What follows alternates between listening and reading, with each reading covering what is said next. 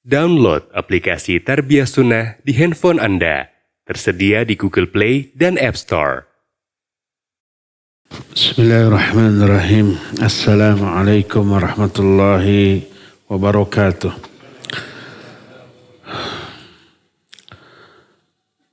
Alhamdulillahilladzi hadana lihadza wa ma kunna linahtadiya laula an hadana Allah wa ashhadu an la ilaha illallah wahdahu la syarika lah wa ashhadu anna Muhammadan abduhu wa rasuluh sallallahu alaihi wa ala alihi wa ashabihi wa sallama tasliman mazida wa ba'd.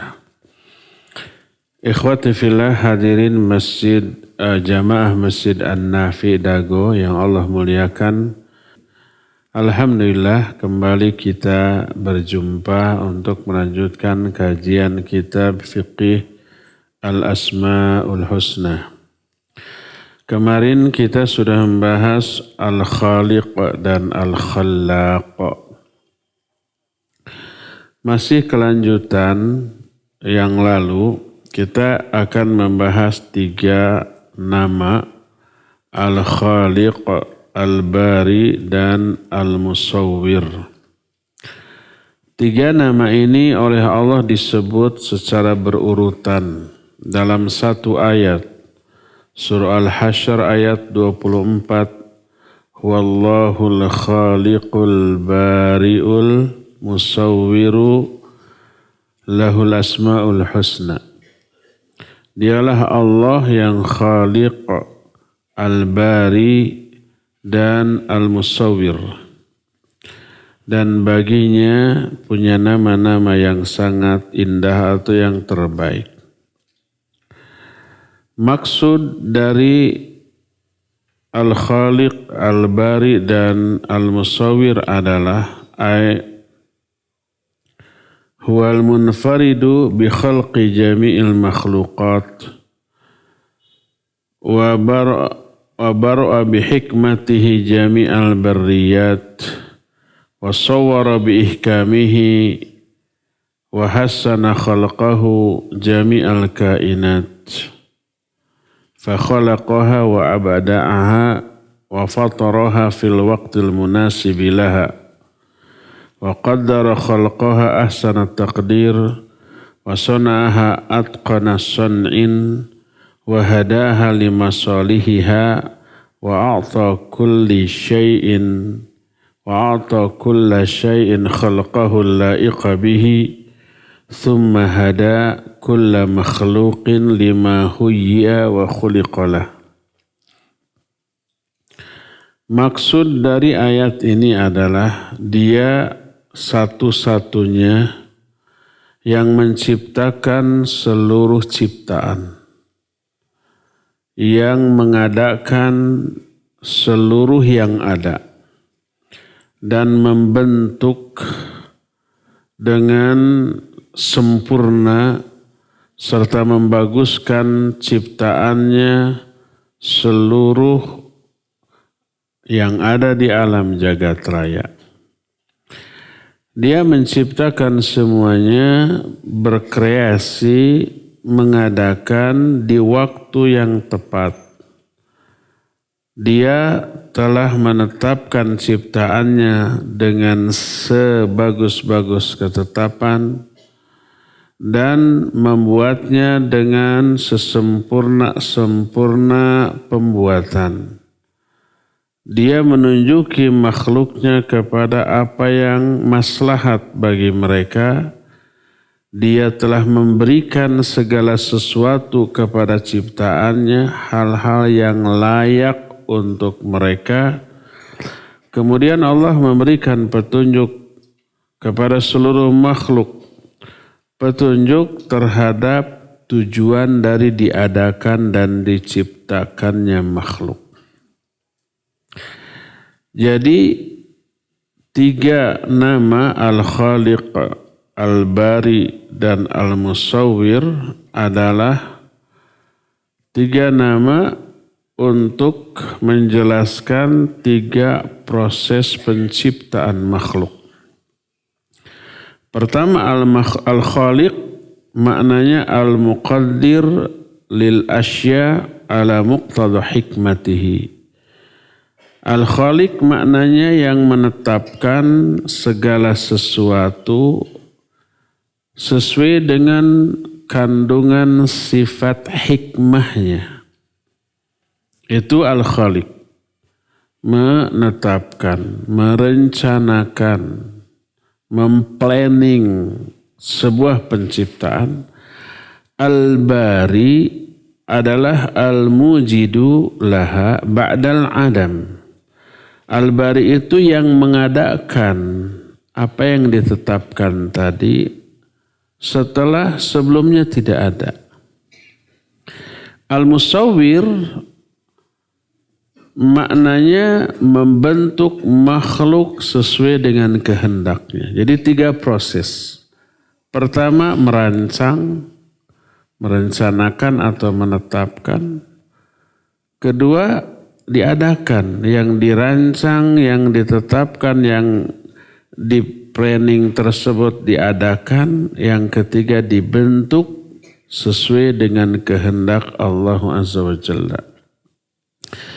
Jadi nama al-bari dan al-musawwir di dalamnya terkandung makna khaliq. Khaliq mencakup makna al-bari dan al-musawwir. Sebagaimana penjelasan al-Imam Ibnu Qayyim rahimahullah dalam Syifa'ul Alil. Maka Allah Azza wa Jalla apabila ingin menciptakan sesuatu, pertama dia menetapkan atau merancang sesuatu itu dengan ilmu dan hikmahnya. Proses kedua lalu mengadakan apa yang sudah ditetapkan itu. Lalu yang ketiganya membentuk sesuai dengan apa yang dikehendakinya. 3 proses. Berkata Imam Ibnu Katsir rahimahullah ketika menafsirkan ayat ini. Kata beliau, al-khalqu at-taqdir wal bar'u huwal faryu wa huwa at-tanfidh wa ibrazu ma qaddarahu wa qarrarahu ila al-wujud. Walaysa kullu man qaddara syai'an wa rattabahu yaqdiru ala tanfidhihi wa ijadihi siwallahu azza wa jalla. Kata Imam Ibnu Katsir, al-khalqu maknanya menetapkan, merancang, merencanakan. Al-bar'u adalah mengadakan. Yang tadinya tidak ada, setelah dirancang, diadakan. Makna diadakan adalah melaksanakan dan mewujudkan apa yang sudah ditetapkan sehingga ada. Tidak semua yang menetapkan sesuatu, merancang sesuatu, mampu untuk melaksanakan dan mengadakannya selain Allah Subhanahu wa ta'ala. Itu kata Imam Ibnu Katsir. Adapun firman Allah yang berbunyi al-khaliqul bari'ul musawwir, Allah itu khaliq, bari dan musawwir, maknanya alladzi idza arada syai'an qala lahu kun fayakun ala sifati allati yurid was surah allati yakhtar. Maksudnya adalah dia adalah zat yang apabila menghendaki sesuatu, dia akan berkata, jadilah kamu, maka jadilah sesuatu itu dalam bentuk dan sifat yang sesuai dengan apa yang dia inginkan dan apa yang dia pilih. Seperti firman Allah dalam surah Al-Infitar ayat yang ke-8. Fi ay suratim ma syaa rakkabak. Dalam bentuk dan susunan yang Allah kehendaki. dalam bentuk yang Allah kehendaki, lalu Allah menyusunnya. Oleh karena itu dikatakan al-musawwir maknanya alladhi yunaffidhu ma yuridu ijadahu ala sifatil ladhi yuriduha. Makna al-musawwir adalah zat yang melaksanakan apa yang ingin dia adakan dalam bentuk yang sesuai dengan yang dia kehendaki. Jadi tafsir al-khalqu, tafsir penjelasan dari menciptakan di sini adalah menetapkan, lalu terjadilah proses seperti 3 nama yang disebut di dalam ayat ini dengan urutan seperti yang diterangkan dalam ayat ini. Pertama al-khalqu, kedua al-bari, yang ketiga al-musawwir. Jadi pertama menciptakan. Makna menciptakanlah menetapkan keberadaan makhluk, merancang atau merencanakan. Kedua mengadakan. Yang tadinya tidak ada. Yang ketiga membentuk sebagaimana yang Allah kehendaki. Jadi membentuk itu fase terakhir, proses terakhir. Makanya dalam surah Al-A'raf ayat 11 Allah menyatakan walaqad khalaqnakum thumma sawwarnakum. Sungguh kami telah menciptakan kalian lalu membentuk kalian. Yang dimaksud menciptakan di sini merancang dulu. Lalu setelah itu membentuk baru jadi. Jadi menciptakan terlebih dahulu baru membentuk. Sebagaimana menciptakan lalu mengadakan. Menciptakan di sini maknanya adalah merancang atau menetapkan atau merencanakan. Allah berfirman dalam surah Al-Hadid ayat 22. Ma asaba min musibatin fil ardi wala fi anfusikum illa fi kitabim min qabli an nabra'aha. Inna dzalika 'ala Allahi yasir.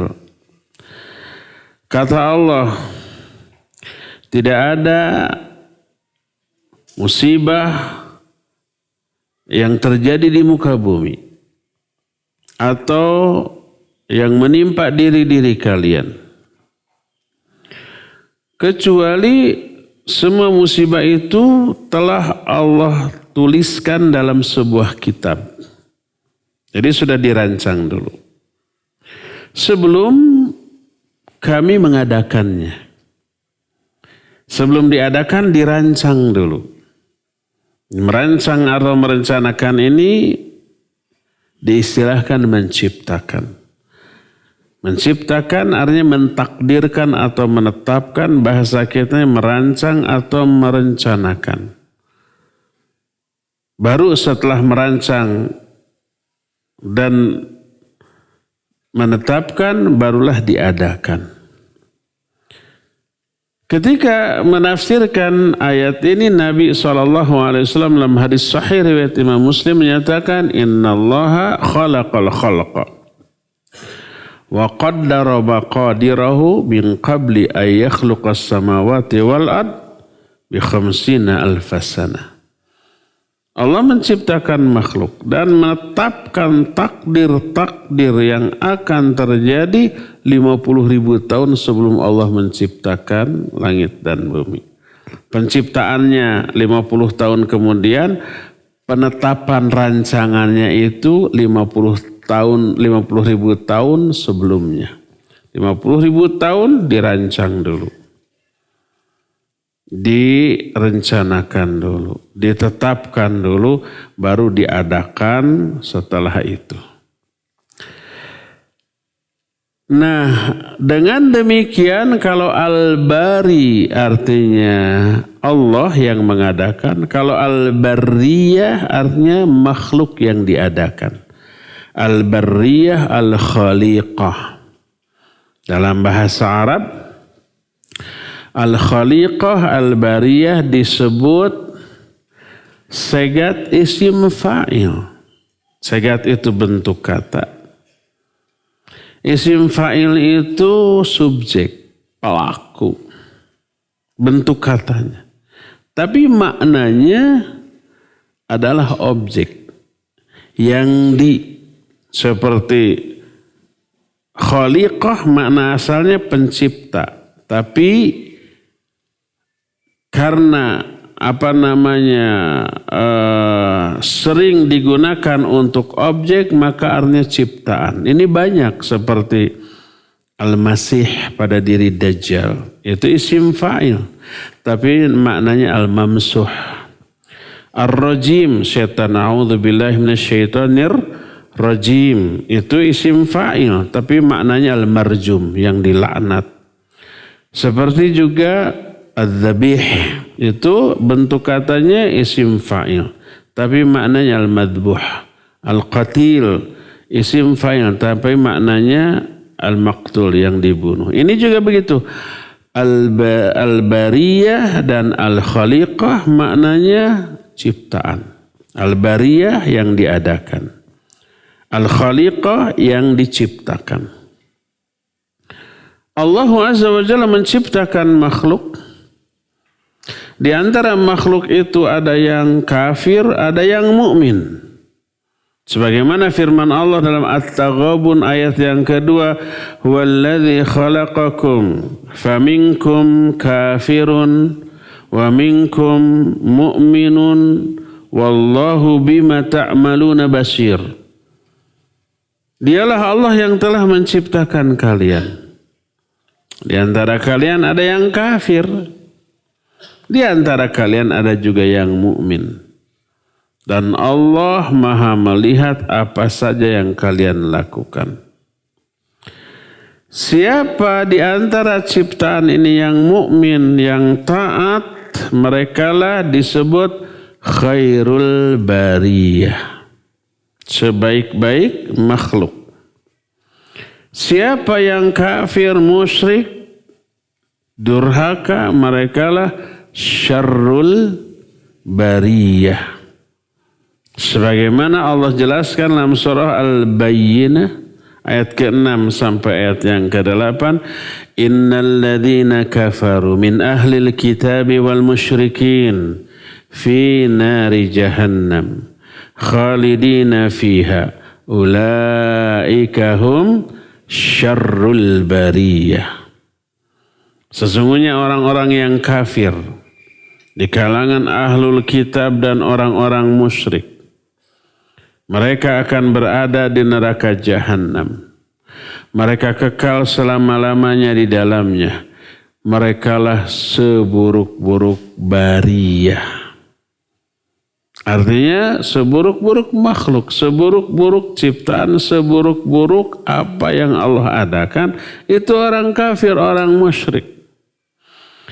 Sebaliknya innal ladzina amanu wa amilus shalihat ulaika hum khairul bariyah.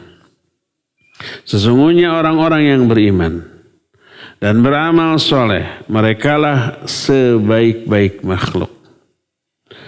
Jazaohum 'inda rabbihim jannatu 'adnin tajri min tahtihal anhar khalidina fiha abada radhiyallahu anhum wa radu an dzalika liman khasyiya rabbah. Balasan bagi khairul bariyah, bagi sebaik-baik makhluk adalah surga Aden yang mengalir sungai-sungai di bawahnya. Jangan bayangkan sungai Cikapundung atau Citarum. Ya, kalau ada sungai di bawah ngeri dong, banjir, kotor, bau. Iya, itu mah kalau Citarum. Ini mah sungai di surga. Jangankan di surga tuh, di antara ikhwan akhwat di sini mungkin ada yang pernah ke Eropa, ke Amerika. Di sana setiap sungai itu jadi objek wisata. Bersih, herang, ngagen selang. Ikannya banyak liar, angsa-angsa banyak liar, tapi mereka aman, tak ada yang mengganggu. Ada aturan yang melindungi. Mancing boleh, tapi harus punya SIM, surat izin mancing. Dan sebelum dapat SIM, surat izin mancing, ditatar dulu. Ikan jenis apa yang boleh diambil, yang boleh dimakan, dan yang gimana harus dilepaskan lagi gitu tuh.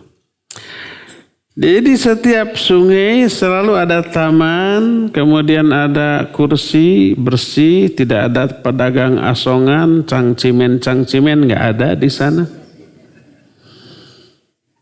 Betah, udara segar, fresh, view-nya bagus gitu. Itu baru di dunia. Kita berharap Citarum seperti itu suatu saat ya. Nah di surga wah keindahannya nggak bisa dibayangkan. Surga Adan yang banyak mengalir sungai-sungai di bawahnya. Khalidina fiha abada. Mereka kekal di dalamnya selama-lamanya. Ada khalidina artinya kekal. Ada abadan artinya kekal. Ini takkid benar-benar kekal selama-lamanya tak ada akhirnya. Radhiyallahu anhum wa radu'an. Allah ridha kepada mereka. Mereka juga ridha kepada Allah. Dzalika liman khasya rabbah. Itulah balasan bagi orang yang takut kepada Allah subhanahu wa ta'ala. Jadi al-barriyah ciptaan. Makhluk yang diadakan. Sesuatu yang harus kita perhatikan di sini adalah syiriknya manusia dengan cara mengambil tandingan dan sekutu bagi Allah dalam al-ibadah. Padahal Allah yang mengadakan mereka, Allah yang menciptakan, mengadakan dan membentuk mereka dengan sebaik-baik bentuk. Tapi lalu orang syirik. Menduakan Allah dalam hal ibadah. Ada yang menyembah Allah tapi menyembah juga selain Allah. Ada yang Allah tidak disembah, selain Allah disembah. Orang seperti itu disebut fi ghayatis safah wa nihayatil dhalal. Puncak kebodohan, puncak kesesatan. Kurang gimana sesat, kurang gimana bodoh. Orang diciptakan oleh Allah, diadakan, diberi bentuk sebaik-baiknya, diberi berbagai macam nikmat, nyembahnya kepada selain Allah. Kalau ada warga Indonesia atau warga manapun, dilindungi oleh negara, diatur kehidupannya oleh negara, tapi ternyata dia itu umpamanya loyal ke negara lain, gimana ini? Subversif ya enggak? Negara sendiri dikritik habis-habisan, dibenci, negara lain dipuji. Itu baru negara loh. Atau kita punya perusahaan. Karyawan kita malah loyal ke perusahaan lain, memuji perusahaan lain. Perusahaan kita dipoyok, dilebok. Kita kasih gaji, kita kasih fasilitas, kita kasih tunjangan, kita kasih karir segala macam, tapi berterima kasihnya ke perusahaan lain. Kita sebagai bos, owner, gimana sikap kita? Pecat tuh orang, suruh pindah. Kalau pindah kerja di perusahaan itu nanti memuji kita. Jadi puncak kebodohan, puncak kesesatan, bahkan kezaliman terbesar dan kejahatan yang paling dahsyat. Oleh karena itu Allah mencela Bani Israel karena menyembah al-ijl sebagai sekutu bagi Allah. Ijl itu sapi, hewan, tidak, dan berupa apa patungnya. Bukan hewannya, kalau hewannya leheng. Leheng itu apa ya? Agak mending. Bisa memberi madarat, manfaat ke kita. Tapi ada maslahat dan madarat bagi kita? Ada, sapinya bisa diperas susunya, dagingnya diambil, tenaganya dipakai. Bisa memberi madarat? Bisa. Nyepak ke kita, nyepak tuh nejeh, nyepak tuh nendang. Ada orang ditendang sapi sampai pingsan? Ada. Saya lihat videonya waktu mau disembelih sapi, dikukunyeng ku sabaraha urang, nejeh, aki-aki padahalnya. Bisa memberi madarat, bisa memberi maslahat. Tapi ini patungnya. Al-ijl. Jadi patung tidak bisa memberi maslahat atau madarat bagi dirinya, apalagi bagi orang lain. Tapi disembah. Yang paling konyol sekarang saya dengar tikus juga disembah ya. Allah berfirman dalam Al-Quran surah Al-Baqarah ayat 53 tentang perbuatan menyembah sapi adalah perbuatan zalim.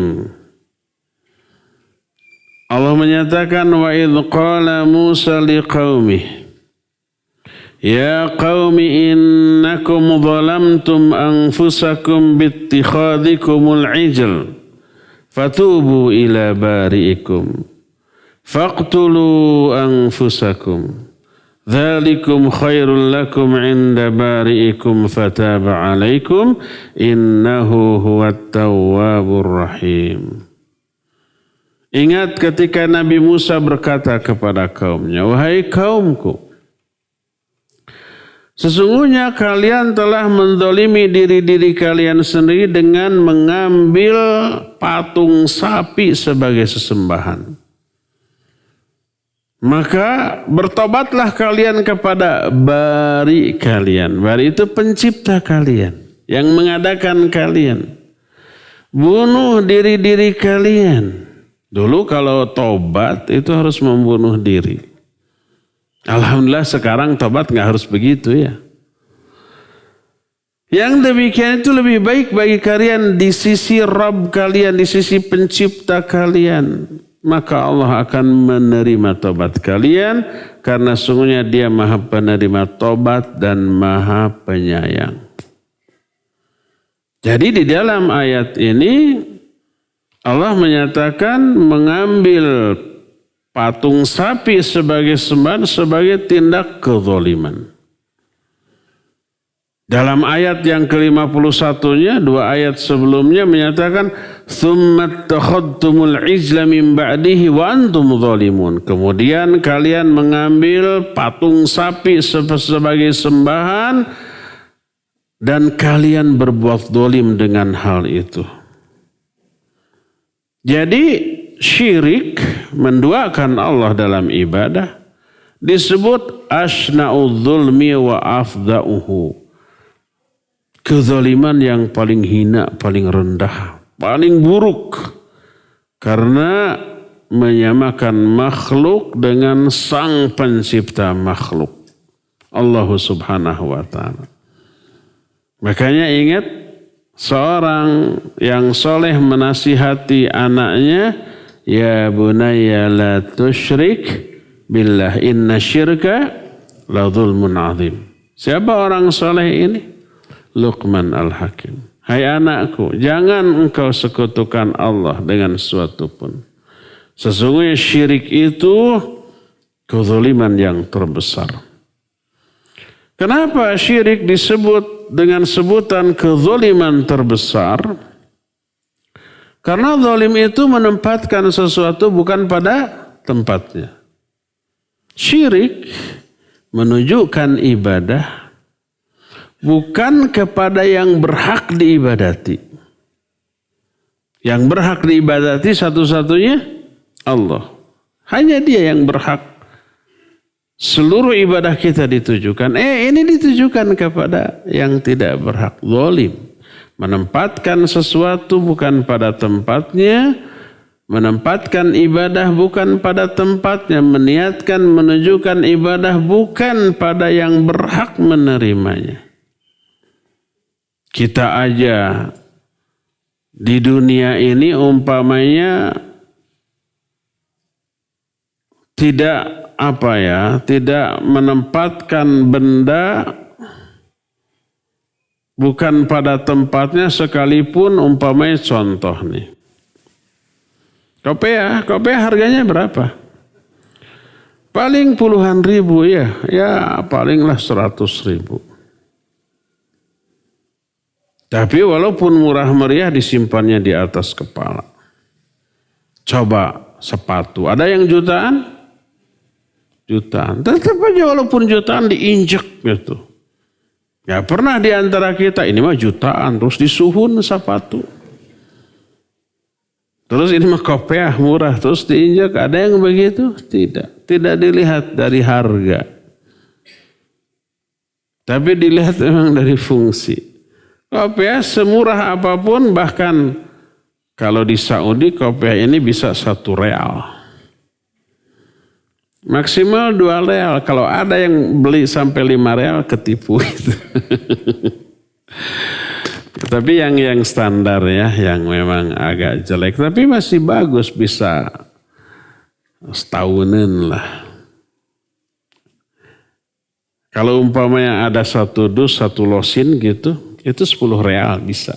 Jadi 1 real pun kurang kalau di 1. Saya suka ngeborong 2 dus 20 real. Jadi satunya kurang dari 1 real itu 4.000 lah. Apakah karena harganya 4.000 diinjak? Tidak. Sepatu jutaan apakah karena mahal disimpan di atas kepala? Tidak. Itu zalim. Bayangkan ini ibadah yang agung, yang hanya layak ditujukan kepada Allah tapi diberikan kepada makhluk. Ini zalim. Sebesar-besar kezaliman adalah syirik. Berkata Imam Ibnu Katsir ketika menerangkan ayat fatubu ila bari'ikum.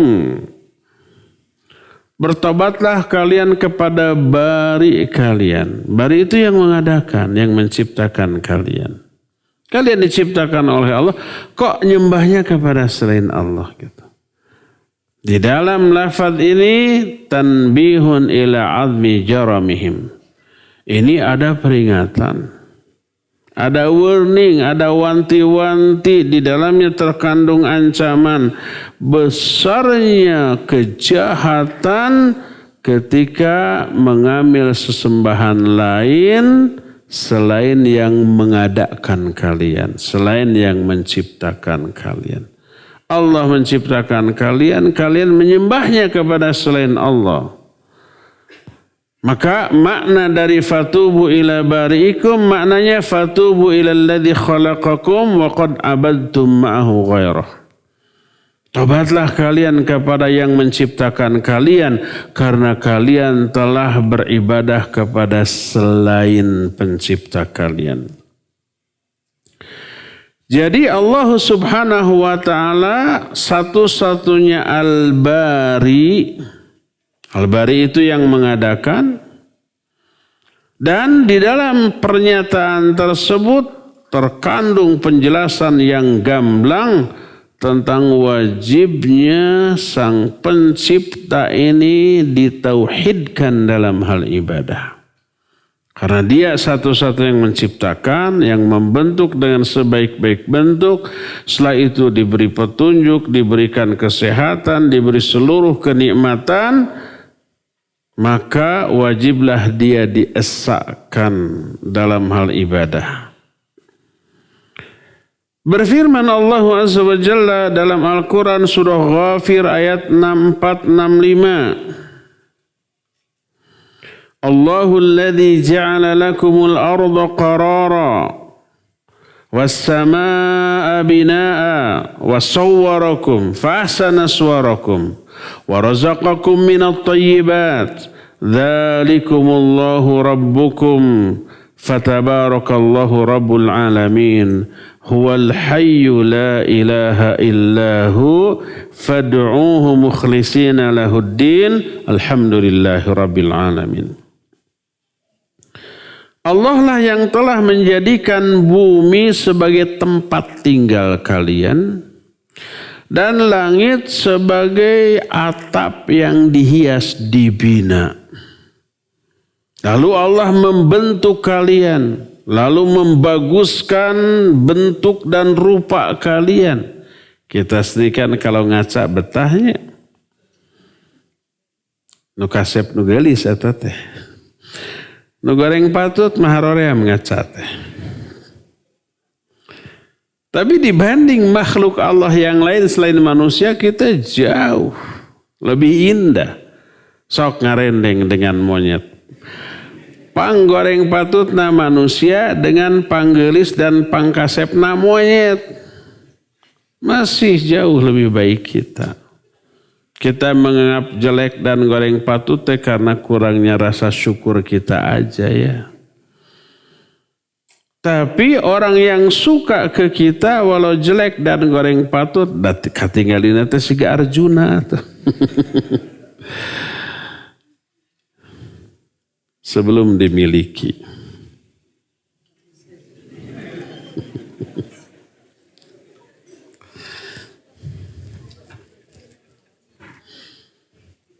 Setelah dimiliki kembali ke asal. Gening gopet.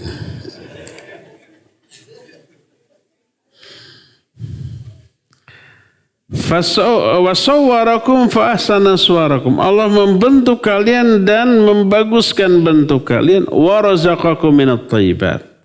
Lalu Allah memberi rezeki kepada kalian dari makanan-makanan yang baik. Diberi bumi tempat tinggal, diberi langit sebagai tempat bernaung, dibentuk dengan sebaik-baik bentuk, diberi rizki. Kurang apa? Kebaikan Allah kepada kita, abong lah kata orang Sunda ya. Apa abong? Kebangetan kalau tidak menyembahnya dan tidak mengesahkan dia dalam hal penyembahan. Allah tegaskan, dzalikumullahu rabbukum, itulah Allah Rabb kalian. Fatabarakallahu rabbul alamin. Maha barakah Allah penguasa semesta alam. Huwal hayyu, dia yang maha hidup. Sudah kita jelaskan belumnya. Nanti akan kita al hayyu. Udah al hayyu. Kehidupan Allah sempurna. Tidak diawali oleh ketiadaan dan tidak diakhiri oleh ketiadaan. Selama hidupnya tak ada kekurangan, nggak pernah Allah sakit, nggak pernah Allah lemah, nggak pernah Allah lelah, nggak pernah Allah ngantuk, apalagi tertidur, nggak pernah ada suatu kemudaratan pun yang teralami oleh Allah. Kehidupannya sempurna. Kalau kehidupan kita kan nisbi, diawali oleh ketiadaan, diakhiri oleh kematian, dan selama hidupnya berubah menjadi sesuatu yang tidak kita inginkan. Menua gitu ya. Asalnya waktu ABG, wah kenceng segala-galanya. Setelah menikah, budayut. Kembu. Siga balon tereh bitu. Terus keriput ya. Terus memutih, beruban, terus peot, dan seterusnya. Akhirnya mati, berubah. Terus selama hidupnya banyak sakit, banyak capek, lelah, lemah gitu kan. Tidak sempurna kita itu. Banyak kekurangan. Allah mah tidak. Al-Hayyu sempurna. La ilaha illahu.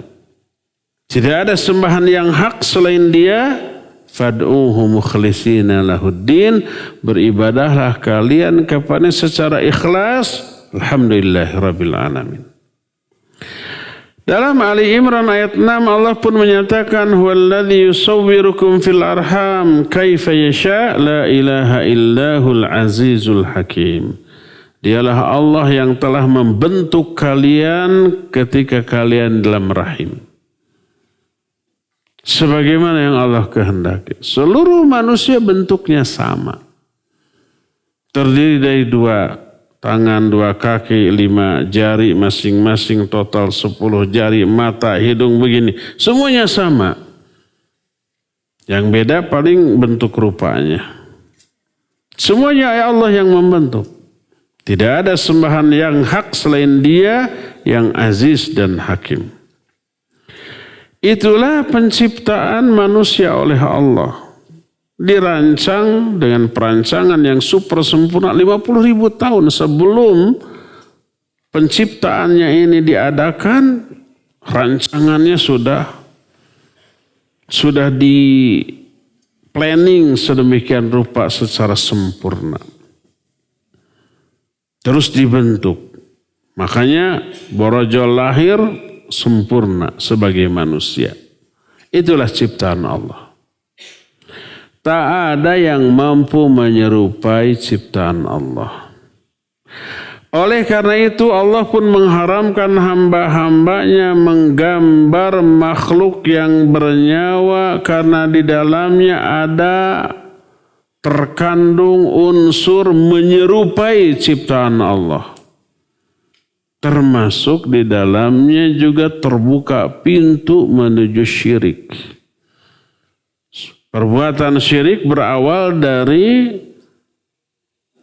pengagungan, pengkultusan kepada orang soleh, lalu dibuat gambarnya atau patungnya lama-lama disembah. Makanya lisaddid dari'ah, untuk menutup pintu-pintu keburukan, sejak dini, sejak awal diharamkan.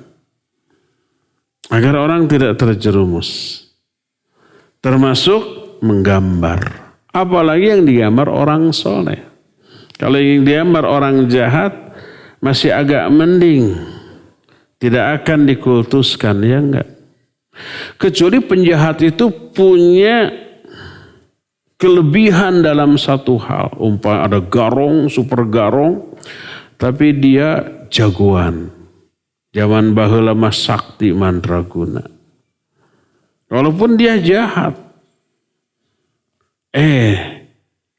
Tetap saja ada yang mengkultuskan dengan harapan memperoleh titisan dari kesaktiannya. Ada yang begitu? Ada. Rata-rata tuh para pendekar bela diri silat di Indonesia, pencetusnya itu kuburannya itu dikultuskan. Rata-rata tuh. Jadi setiap bulan Maulud gitu, orang berbondong-bondong ke kuburan. Dan anehnya di kuburan itu muncul satu tanah khusus itu diperbutkan. Kadang-kadang dipakai campuran minyak untuk dioleskan ke seluruh tubuh. Kalau ada campuran itu, tubuh ini keras banget. Kalau diadukan tek kayak besi beradu gitu. Saking kerasnya. Ada pengkultusan. Tidak dikenal sebagai orang soleh. Tapi dikenal sebagai jawara. Itu aja sudah dikultuskan. Apalagi orang soleh dibuat patungnya, dibuat gambarnya. Ada nggak orang yang menggantung foto-foto para ulama, para wali di rumahnya? Dengan keyakinan setan nggak bisa masuk. Takut tuh sama gambar itu. Ada. Makanya Nabi SAW dalam hadis dari Abdullah bin Mas'ud radhiyallahu anhu, riwayat Bukhari dan Muslim menyatakan, inna asyaddan nasi adzaban indallahi yaumal qiyamah al-musawwirun. Sesungguhnya manusia yang paling hebat azabnya di sisi Allah pada hari kiamat adalah tukang gambar. Masih dalam riwayat Bukhari dan Muslim dari Aisyah radhiyallahu anha, Rasul SAW bersabda, asyadun nasi azaban yaumal qiyamah alladzina yudahuna bi khalqillah. Manusia yang paling hebat azabnya pada hari kiamatlah orang yang menyerupai ciptaan Allah. Menggambar makhluk hidup, melukis. Lukisan itu persis apa tidak? Ya tergantung keahlian si pelukis. Ada yang persis gitu ya. Seperti aslinya. Ada yang mirip-mirip acan. Kalau yang gambarnya kayak saya ya mirip juga tidak. Masih dalam Bukhari dan Muslim dari Abu Hurairah radhiyallahu an, yaqulullahu tabaraka wa ta'ala. Allah berfirman, ini hadis qudsi. Allah menyatakan, "Wa man azlamu mimman dhahaba yakhluqu ka khalqi falyakhluqu dzarrah aw liyakhluqu habbah aw liyakhluqu sya'irah." Siapa orang yang lebih zalim? Artinya tidak ada yang lebih zalim daripada orang ini. Siapa orang yang lebih zalim dibanding orang yang menciptakan seperti ciptaanku, yaitu menggambar makhluk hidup. Maka silakan kalau mau kalian menggambar benih, biji atau gandum. Silakan. Selain makhluk hidup boleh. Gambar pohon, gambar pemandangan. Asal jangan makhluk hidup. Masih riwayat Bukhari dan Muslim dari Abdullah bin Umar radhiyallahu anhuma bahwa Rasul sallallahu alaihi wasallam bersabda, "Innal ladzina yasna'una hadhihi suwar yu'adzabuna yaumal qiyamah. Yuqalu lahum ahyau ma khalaqatum." Sesungguhnya orang yang membuat gambar ini, mereka akan diazab pada hari kiamat. Dikatakan kepada mereka, hidupkan apa yang kamu ciptakan ini. Dan banyak lagi hadis yang senada. Hadis ini menjelaskan bahwa salah satu bentuk azab pada hari kiamat bagi tukang gambar adalah dia dipaksa meniupkan ruh ke gambar-gambar yang mereka gambar, tapi mereka tidak mampu melakukannya. Berdasarkan hal itu, hindari gambar-gambar makhluk hidup. Kemudian 3 nama ini dibagi kepada 2 macam. Pertama, Al-Bari, nama yang dikhususkan bagi Allah. Al-Bari, tidak boleh diberikan kepada selain Allah dalam keadaan bagaimanapun.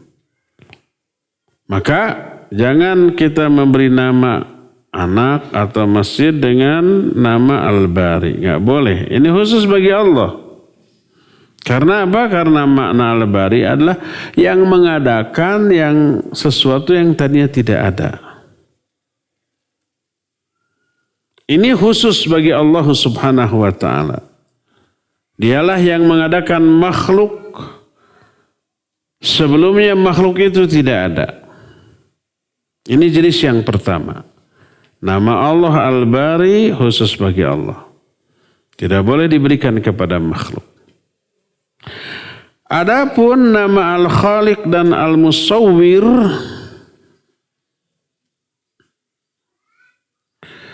kalau dipergunakan secara mutlak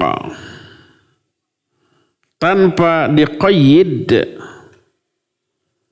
mutlak itu hanya disebut satu kata itu saja, Al-Khaliq dan Al-Musawwir, tidak disambungkan dengan kata lain, berarti itu hanya milik Allah Azza wa Jalla. Sebagaimana firman Allah, Al-Khaliqul Bari'ul Musawwir. Tapi kalau diqayyid, dikaitkan dengan kata lain, maka boleh disebutkan kepada hamba. Dinisbatkan kepada hamba. Seperti contohnya umpamanya yang sudah pernah kita bahas di pertemuan yang lalu, seorang penyair menyatakan, wala anta tafri ma khalaqta wa ba'dul qaum yakhluqu thumma la yafri. Engkau maha melaksanakan apa saja yang engkau ciptakan, sedangkan selain engkau menciptakan tapi tidak mengadakan. Yang dimaksud menciptakan di sini adalah merencanakan, menetapkan rancangan atau planning. Sudah kita terangkan. Nah, adapun yang menetapkan, merancang, memplanning, bisa nggak dilakukan oleh makhluk? Iya, bisa. Tapi mengadakan apa yang diplanningkan yang tadinya tidak ada bisa tidak ada. Kecuali Allah. Dan tidak mencakup merubah dari satu benda ke benda lain. Seperti kemarin kita jelaskan pintu. Orang yang membuat pintu disebut pencipta pintu. Tapi menciptakan di sini maknanya adalah memplanning atau merancang dan merubah suatu benda menjadi benda lain sesuai dengan rancangannya. Ya, manusia bisa. Seperti merancang pintu yang awalnya dari apa? Dari kayu, mungkin dari pohon. Pohonnya ditebang, digergaji, ya, disugu, macam-macam, akhirnya jadi pintu. Itu secara bahasa boleh dikatakan menciptakan. Tapi kalau al-bari khusus bagi Allah. Mengadakan yang tadinya tidak ada. Seperti pintu dan kayu tadinya tidak ada. Terus diadakan. Siapa yang mengadakannya? Allah Azza wa Jalla. Manusia hanya merubah dari satu bentuk ke bentuk yang lain. Nah, penyair tadi mengatakan wala anta tafri ma khalaqta. Engkau melaksanakan apa yang engkau ciptakan, maksudnya engkau melaksanakan apa yang engkau rancang. Selalu ba'dul qaum yakhluqu thumma la yafri, tapi selain engkau merancang, memplanning, tapi seringkali tidak dilaksanakan. Berdasarkan hal itulah maka menciptakan boleh dinisbatkan kepada makhluk. Makhluk disebut khaliq boleh? Iya. Ini pun diterangkan oleh Allah dan oleh Nabi SAW baik dalam ayat maupun hadis yang sahih. Ayat umpamanya fatabarakallahu ahsanul khaliqin. Maha barakah Allah sebaik-baik pencipta. Allah pencipta yang terbaik. Kalau Allah disebut pencipta yang terbaik, ada nggak pencipta lain? Ada, tapi tidak sebaik Allah. Salah satu sebutan pencipta adalah tadi tukang gambar. Makhluk hidup oleh Allah disebut menciptakan. Kata Allah, ahyau ma khalaqtum, hidupkan apa yang sudah kamu ciptakan itu. Menggambar itu disebut menciptakan. Mematung disebut menciptakan. Oleh Allah, lafaz ini dari Allah Azza wa Jalla. Demikian juga Rasul sallallahu alaihi wasallam. Tadi Allah menyatakan, "Man azlamu mimman dhahaba yakhluqu ka khalqi." Siapa yang lebih zalim dibanding orang yang menciptakan seperti ciptaanku? Silakan kalian ciptakan biji ataupun benih ataupun gandum. Silakan ciptakan, maksudnya gambar, lukis boleh. Itu disebut ciptaan karena berupa rancangan. Merancang itu boleh dilakukan juga oleh makhluk, maka menciptakan dalam makna merancang, ya boleh dinisbatkan kepada makhluk. Inilah yang menjadi penyebab kenapa menciptakan atau dalam bentuk melukis makhluk hidup sesuatu yang terlarang karena menyerupai ciptaan Allah Subhanahu wa taala. Jadi contoh umpamanya dibolehnya dinisbatkan kepada makhluk adalah pencipta pintu, khaliqul bab. Pencipta pintu orang ya boleh. Atau umpamanya khaliqus sayyarah. Pencipta mobil, dibolehkan. Tapi kalau al-khaliq itu khusus bagi Allah, sang pencipta. Kalau berdiri sendiri al-khaliq, al-bari, al-musawwir itu khusus untuk Allah. Al-bari walaupun umpamanya dinisbatkan kepada kata lain tetap tidak boleh. Umpamanya disebut dengan sebutan bariul jabal, pencipta gunung. Itu khusus untuk Allah. Termasuk umpamanya bariul bait, Tidak boleh dinisbatkan kepada selain Allah Azza wa Jalla. Karena Al-Bari artinya yang mengadakan sesuatu yang tadinya tidak ada dan makhluk tidak mampu melakukannya.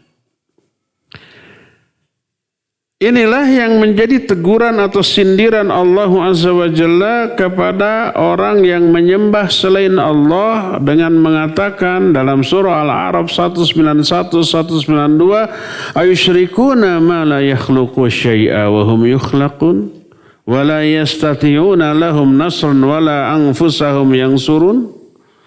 Apakah mereka menyekutukan Allah dengan sesuatu yang tidak bisa menciptakan apapun, bahkan mereka diciptakan?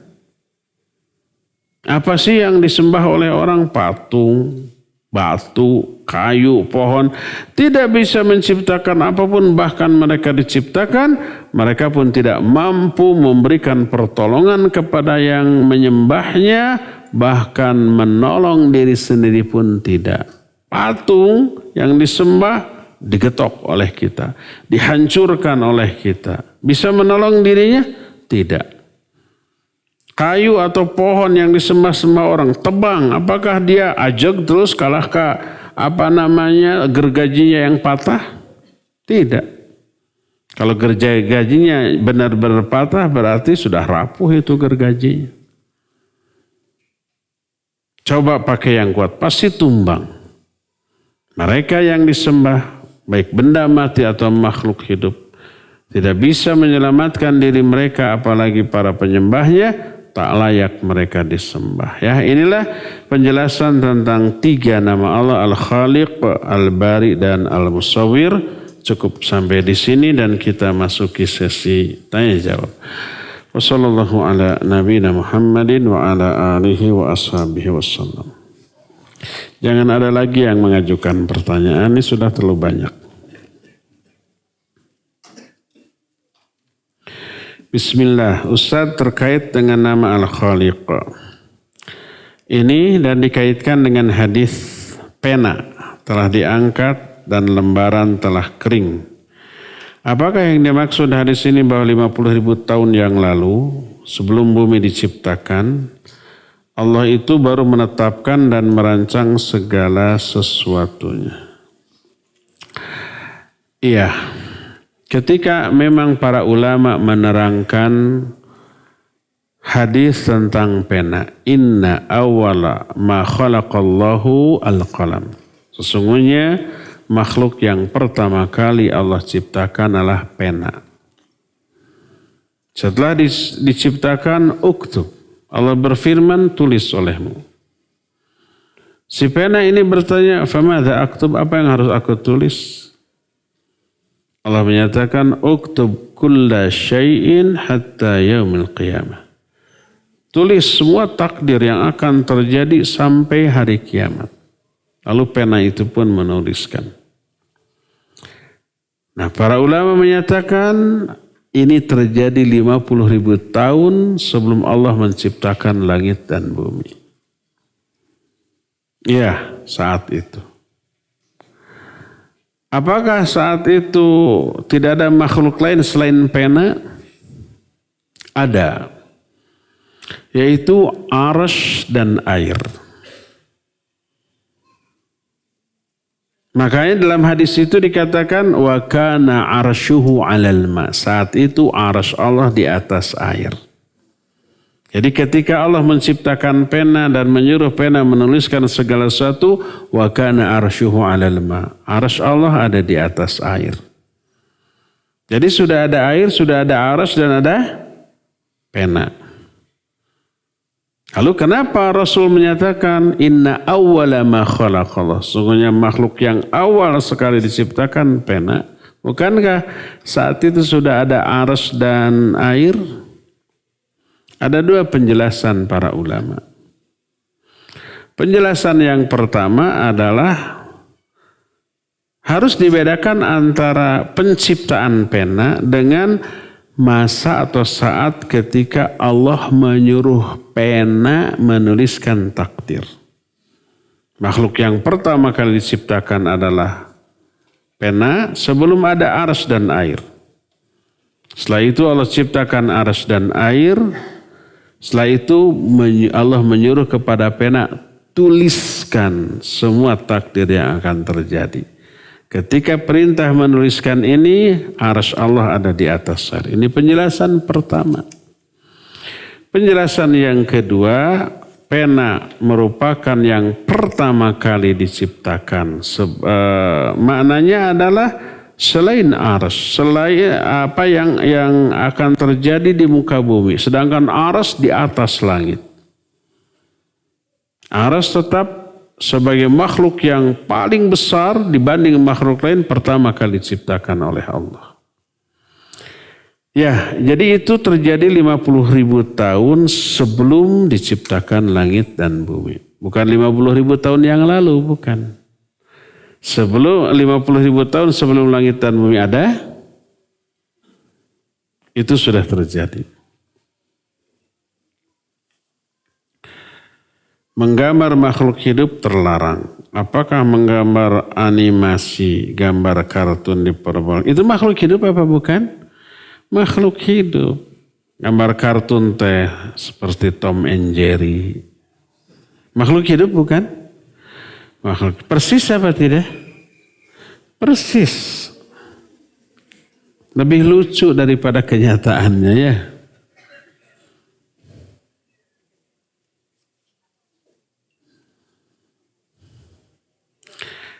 Apakah kita mengikhlaskan hutang seseorang yang sebetulnya mampu untuk membayar? Pahalanya sama dengan kita ikhlaskan hutang dari yang benar-benar kesulitan. Enggak, beda. Kalau yang mampu membayar, tagih. Jangan sampai terulang pada orang lain. Alhamdulillah si anu juga melunaskan, pinjam lagi ke yang lain. Semoga yang lain sesoleh si anu. Terus pekerjaannya pinjam dalam rangka memperkaya diri. Padahal dia punya. Ingat, mutilul ghina dzulmun. Menunda pembayaran hutang di saat mampu itu kezaliman. Jangan biarkan orang yang zalim terus menerus di atas kezaliman. Tagih, ingatkan. Saya tidak punya, itu punya mobil, jual. Itu punya kontrakan, jual. Itu punya aset ini, aset itu, jual. Tagih. Kalau umpama yang benar-benar tidak mampu, sebaiknya kita lunaskan. Dan itu sedekah kita.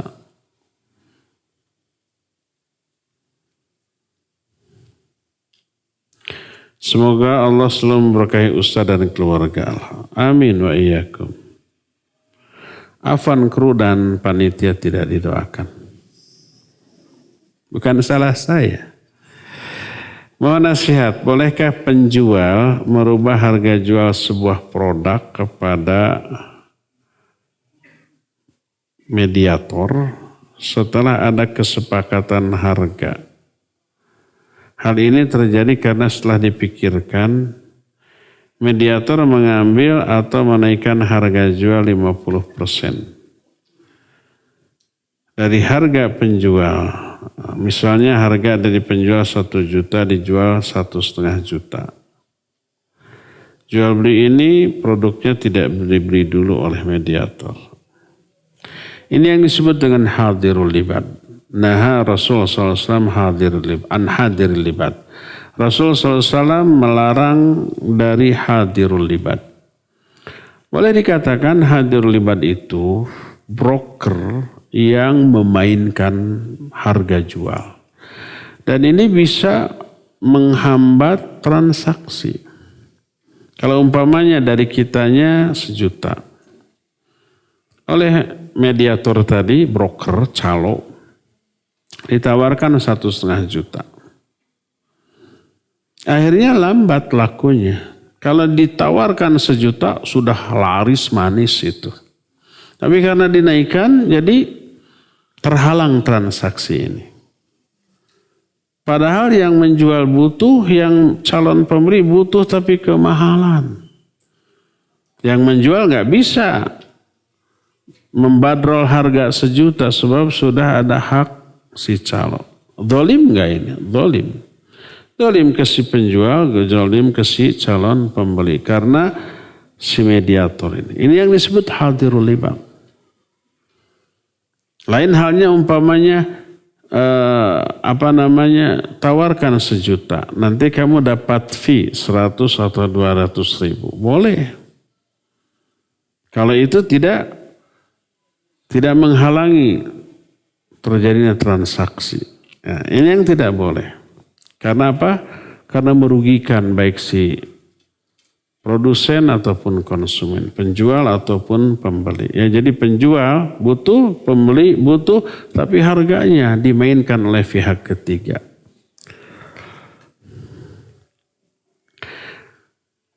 Kami akan menghadiri suatu acara di mana kegiatan tersebut mengharuskan membawa kado dengan ketentuan minimal sekian dengan maksud untuk tukar. Enggak boleh, ini riba.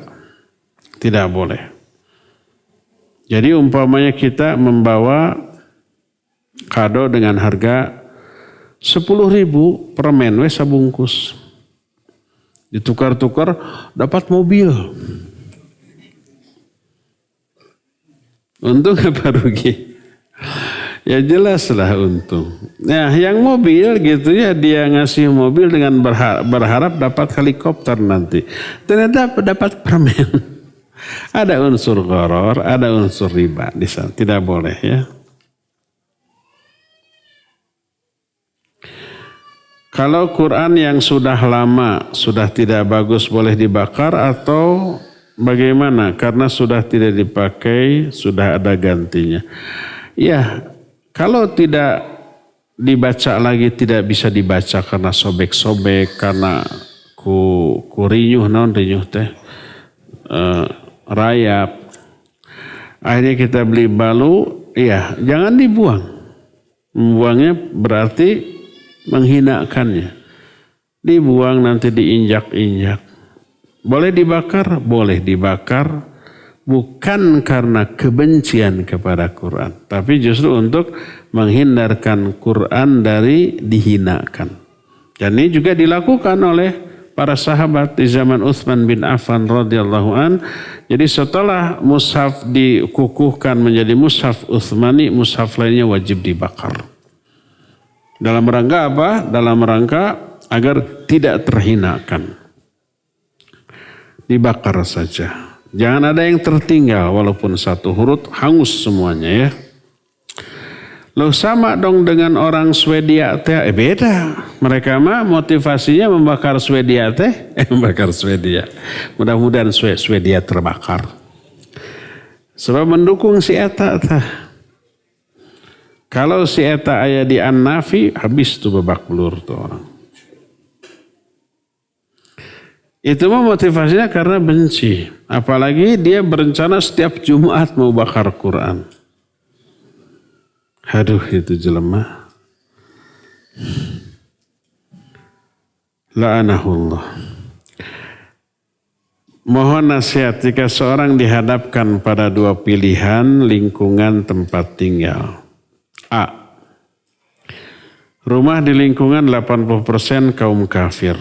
Komunikasi baik, tidak mengganggu, rumah berdekatan. B.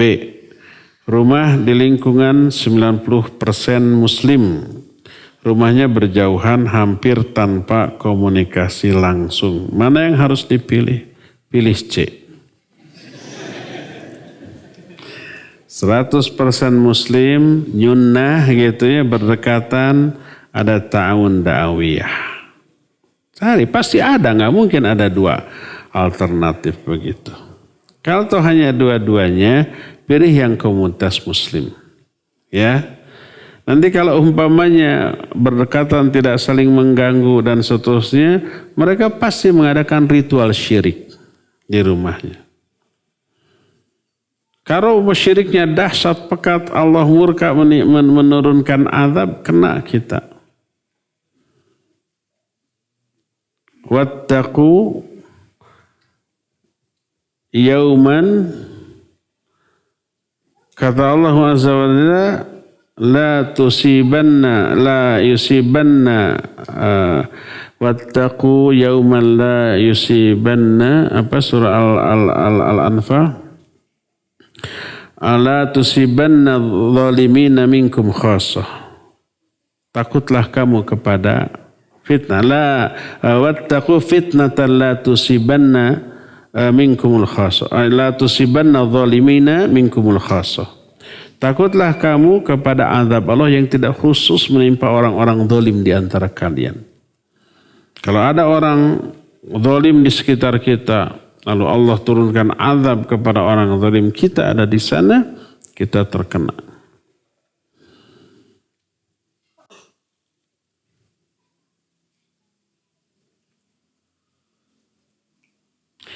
Wattaqu fitnatan la tusibanna alladhina zalamu minkum khassah wa'lamu annallaha syadidul iqab. Itu ayatnya ya. Apakah boleh menaruh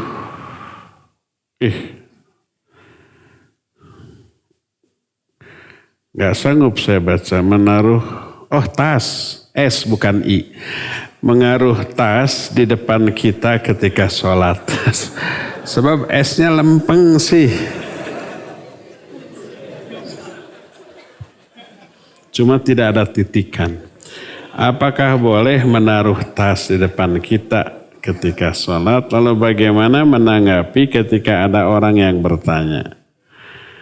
Katanya kamu beriman menyembah Allah, tapi kok sholat tasnya ditaruh di depan? Apakah kamu menyembah tas dan HP dong karena takut dicuri?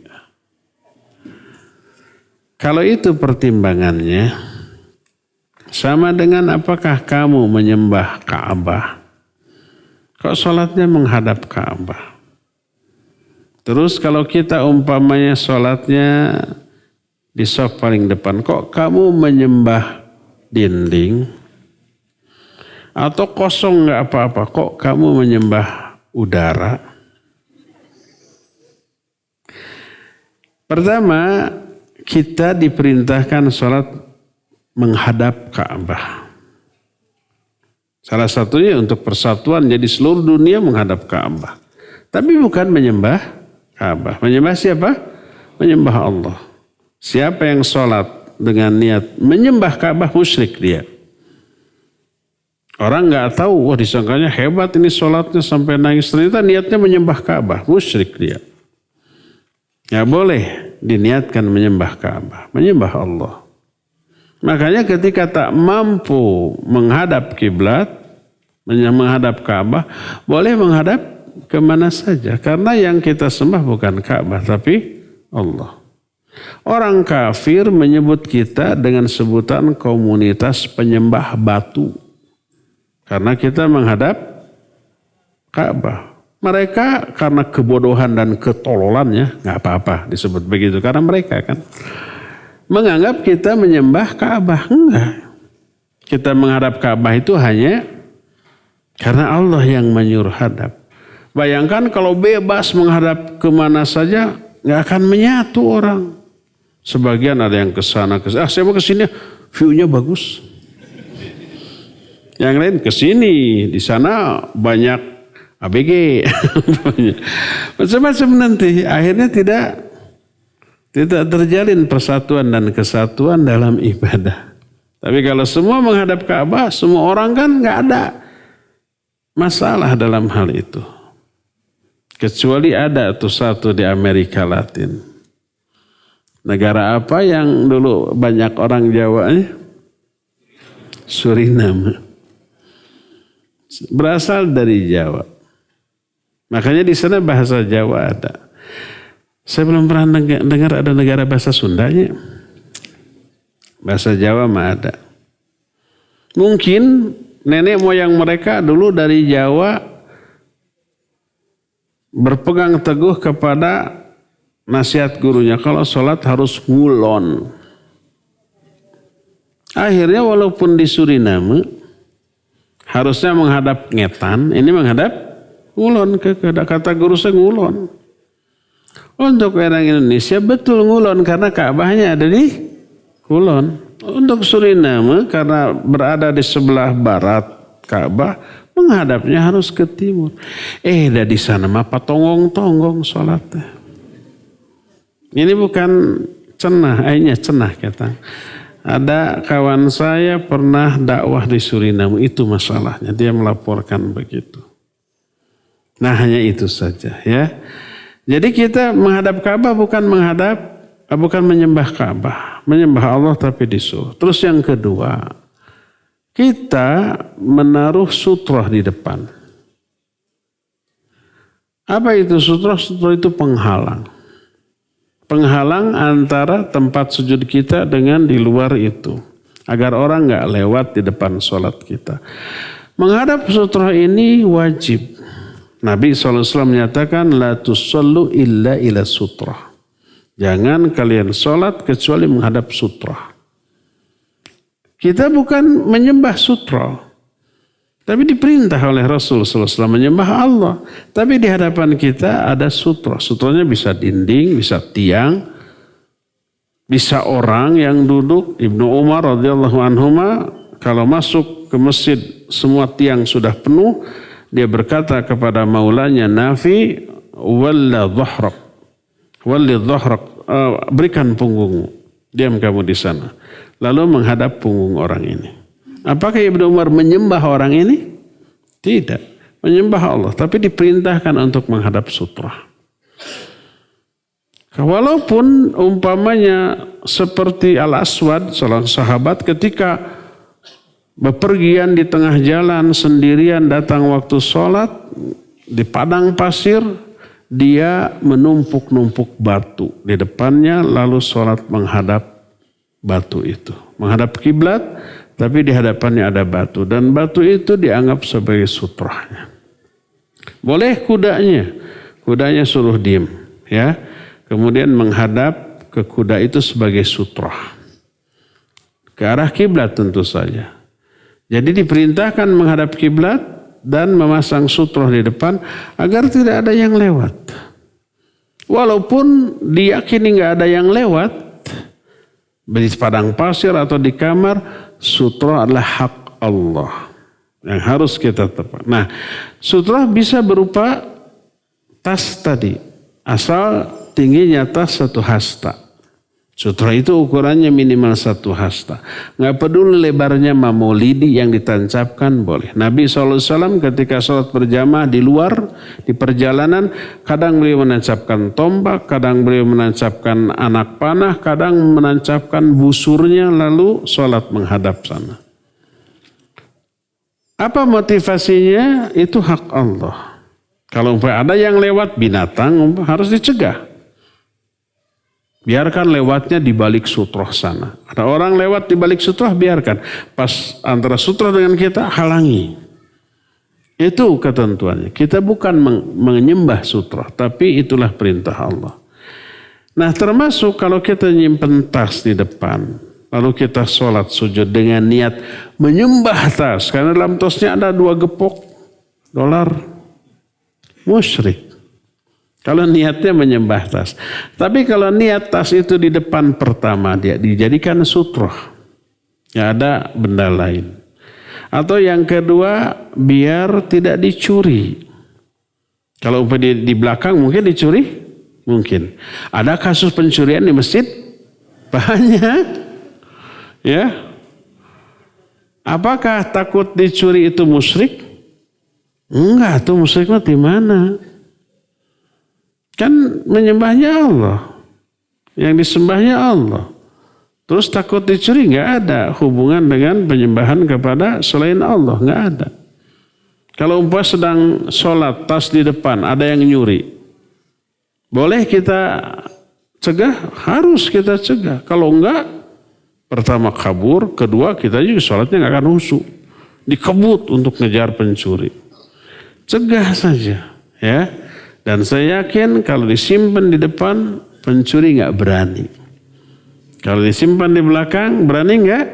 Berani. Kadang di depan juga berani ketika kita sedang sujud. Kan ada tuh di videonya ya, di CCTV. Disimpan di depan, ketika sujud diambil. Orangnya kan nggak tahu kan?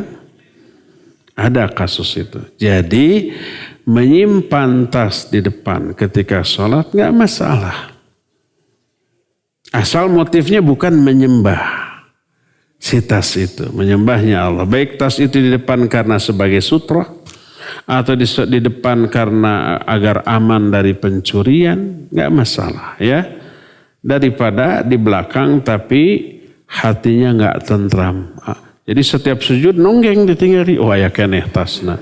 Setiap ruku sujud ayah. Begitu.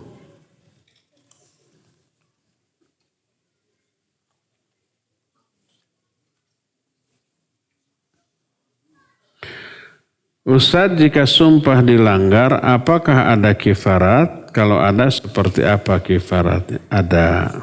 Yang dimaksud sumpah yang dilanggar itu, sumpah untuk masa yang akan datang. Contoh, demi Allah besok saya akan datang ke An-Nafi untuk kajian. Jam 9, teori 6. Diumumkan 8:30 ya. 8:30. Demi Allah saya akan datang. Karena janji, kamu datang. Masa demi Allah saya akan datang. Ternyata tidak datang. Melanggar sumpah. Apa kifaratnya? Pertama, memberi makan 10 fakir miskin atau memberi pakaian. Dengan menu pertengahan dari menu yang kita makan. Kalau tidak mampu, maka saum 3 hari berturut-turut. Ada membebaskan budak, tapi kan sekarang sudah tidak ada lagi perbudakan. Itu Al-Quran. Bisa dilihat dalam Al-Quran surah Al-Ma'idah ayat 79 tentang hal itu. Adapun kalau bukan melanggar sumpah, tapi umpamanya berdusta dengan sumpah. Seperti contoh umpamanya, kamu kemarin datang nggak? Umpama kita ke An-Nafi, janji dengan orang. Ternyata kita nggak datang. Orang itu pun tidak datang, sama-sama tidak datang. Besoknya dia nelpon, kamu ke An-Nafi? Iya, ke An-Nafi, kamu mana? Padahal kita nggak datang. Masa demi Allah saya datang. Itu bohong tidak? Bohong. Itu melanggar sumpah enggak? Bukan melanggar sumpah, tapi menjadikan sumpah untuk mendukung kebohongan. Ini dosa besar. Nggak ada kifaratnya kecuali tobat. Jadi yang dimaksud dengan melanggar sumpah adalah sumpah untuk melakukan sesuatu di masa yang akan datang. Lalu kita langgar. Melanggarnya baik apa buruk? Tergantung, bisa baik bisa buruk. Kadang wajib dilanggar, tapi bayar kifaratnya. Apa yang wajib dilanggar? Contoh kalau isi sumpahnya itu buruk. Umpamanya kita janji sama orang di An-Nafi jam 8 ya. Iya. Sebab kan jam 8:30 mulai ini. Teori nama. Jam 8 harus datang. Siap. Jam 8 kita sudah standby, orang itu belum datang. Sudah jam 8:15. Kesel kan? Ya gimana nih, di WA nggak dijawab, di telepon nggak dijawab gitu. Sampai kajian mulai, ustadznya udah datang jam 8 juga. Ngopi dulu. 8:30 sudah mulai, 9:30 ya. 9:10 udah mulai, belum datang juga, kesel sampai bersumpah. Demi Allah kalau saya bertemu dia, saya citak dia. Pakai demi Allah. Sumpah demi Allah untuk melakukan sebuah keburukan.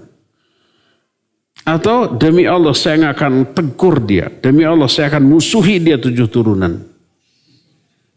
Buruk apa tidak? Buruk. Langgar sumpahnya. Tapi bayar kifaratnya. Sebagaimana sabda Rasul sallallahu alaihi wasallam, man halafa billah thumma ra'a anna ghairahu khairun. Siapa orang yang bersumpah dengan menyebut nama Allah tapi dia melihat melanggarnya lebih baik, langgar sumpahnya, tapi fakafir kafarat yaminahu, tapi bayar kifaratnya. Sumpah dan melanggar sumpah yang isinya buruk wajib. Dan tidak boleh kita bersumpah untuk tidak melakukan kebaikan. Nggak boleh. Demi Allah saya nggak akan infak lagi ke masjid itu. Nggak boleh. Infak ke masjid itu kebaikan. Nggak boleh bersumpah untuk tidak melakukan kebaikan.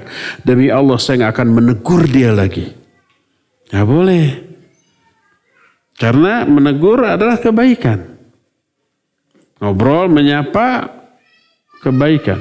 Bersumpah tidak melakukan itu nggak boleh. Langgar sumpahnya. Tapi bayar kifaratnya. Ya. Kasih 10 orang fakir miskin atau pakaian atau kalau tidak mampu. Ini kalau tidak mampu nih. Saum 3 hari berturut-turut. Nggak boleh umpamanya karena pelit, sayang 10 fakir miskin satu porsinya 25 kali 10 250. Jangan. Akhirnya mending saum, pelit nggak boleh. Saum itu bagi yang tidak mampu. Yang mampu bayar kifaratnya.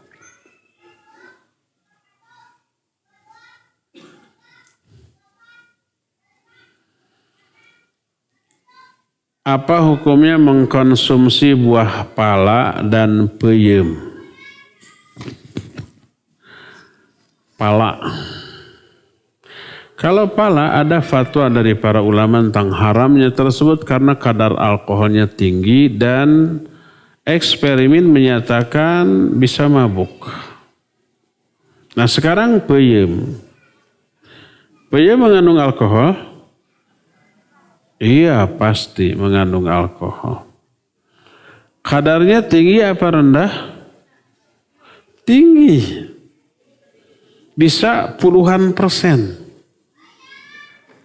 Kadang-kadang kalau peyemnya peyem bukan peyem sampo, peyem ketan. Disimpan di keler. Udah beberapa hari pas dibuka segak ya. Pas dimakan ada apa namanya? Nyerang-nyerangnya. Itu kadar alkoholnya tinggi. Konon katanya bisa 50%. Sekarang ada kasus orang mabuk karena peyem. Ada? Tidak ada. Durian.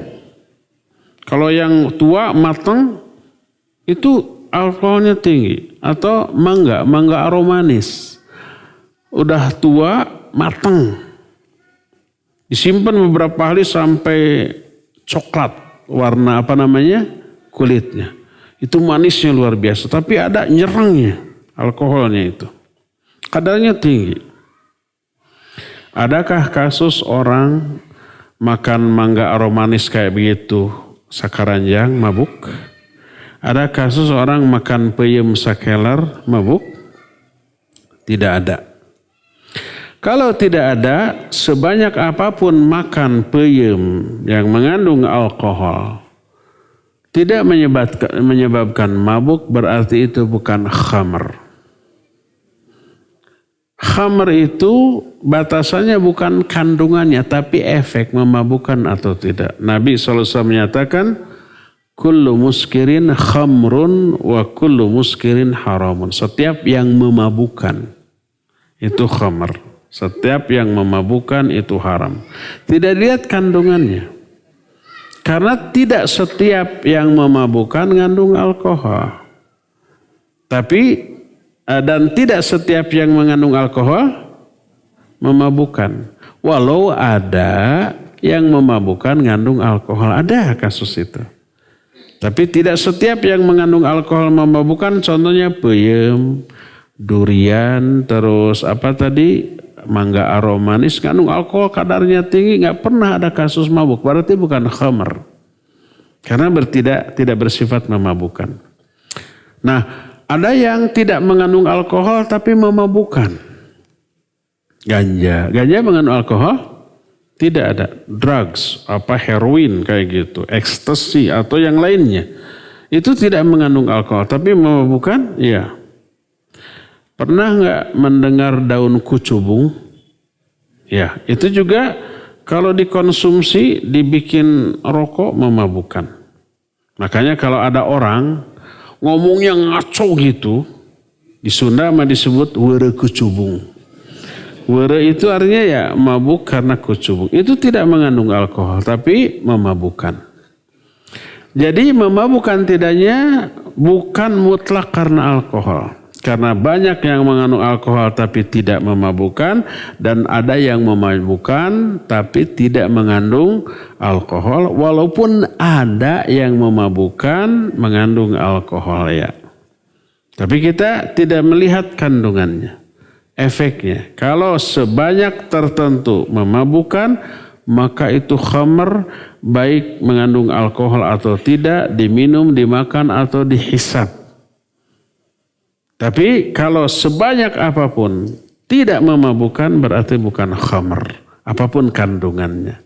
Ya, Allahu a'lam bishawab. Cukup ya sampai di sini, waktunya sudah habis. Dan mohon maaf tidak semua pertanyaan terjawab karena terbatasnya waktu. Subhanakallahum bihamdik asyhadu an la ilaha illa anta astaghfiruka wa atubu ilaik, walhamdulillahi rabbil alamin. Wassalamualaikum warahmatullahi wabarakatuh.